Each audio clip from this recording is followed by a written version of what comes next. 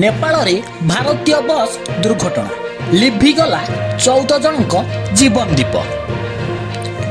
ନେପାଳର ତାନାହୁନ ଜିଲ୍ଲାରେ ବସ୍ ଦୁର୍ଘଟଣାରେ ବଡ଼ ଅପଡେଟ୍ ଆସିଛି। ଏହି ଦୁର୍ଘଟଣାରେ 14 ଜଣଙ୍କ ମୃତ୍ୟୁ ହୋଇଛି।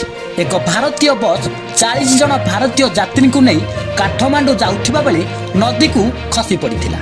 ତାନାହୁନ ଜିଲ୍ଲାର ମସଣ୍ଡି ନାମକ ଉଛୁଳା ନଦୀକୁ ବସ୍ଟି ଖସିଥିବା ନେଇ ସୂଚନା ମିଳିଥିଲା।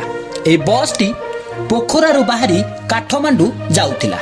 ବସ୍ଟି ନଦୀକୁ ଖସି ପଡ଼ିଥିବା ନେଇ ଖବର ମିଳିବା ପରେ ତୁରନ୍ତ ପ୍ରଶାସନ ତଥା ଉଦ୍ଧାରକାରୀ ଦଳ ଘଟଣାସ୍ଥଳରେ ପହଞ୍ଚି ଉଦ୍ଧାର କାର୍ଯ୍ୟ ଆରମ୍ଭ କରିଥିଲା। ଏବେ ସୁଦ୍ଧା 14 ଜଣଙ୍କ ମୃତଦେହ ଉଦ୍ଧାର କରାଯାଉଛି। ମୃତ୍ୟୁ ସଂଖ୍ୟା ଆହୁରି ବଢ଼ିପାରେ ବୋଲି ଆଶଙ୍କା କରାଯାଇଛି।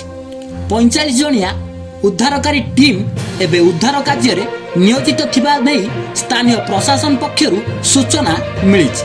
ଏହି ବସ୍ଟି ଉତ୍ତରପ୍ରଦେଶର ଗୋରଖପୁରର ବୋଲି ଜଣାପଡ଼ିଛି।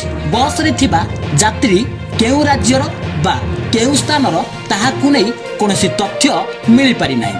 ଏହା ପୂର୍ବରୁ ଗତ ଜୁଲାଇ ମାସରେ 65 ଜଣ ଯାତ୍ରୀଙ୍କୁ ନେଇ ଯାଉଥିବା 2ଟି ବସ୍ ନେପାଳର ତ୍ରିଶୂଳି ନଦୀକୁ ଖସି ପଡ଼ିଥିଲା। ସେହି ସମୟରେ ପ୍ରବଳ ବର୍ଷା ହେଉଥିବା 2ଟି ବସ୍ ଦୁର୍ଘଟଣାର ଶିକାର ହୋଇଥିବା ନେଇ ସ୍ଥାନୀୟ ପ୍ରଶାସନ କହିଥିଲା। ତେବେ କେଉଁ କାରଣରୁ ଭାରତୀୟ ବସ୍ଟି ଦୁର୍ଘଟଣାଗ୍ରସ୍ତ ହୋଇଛି ତାହାକୁ ନେଇ କୌଣସି ସୂଚନା ମିଳିପାରିନାହିଁ। Bureau report, Mandira TV.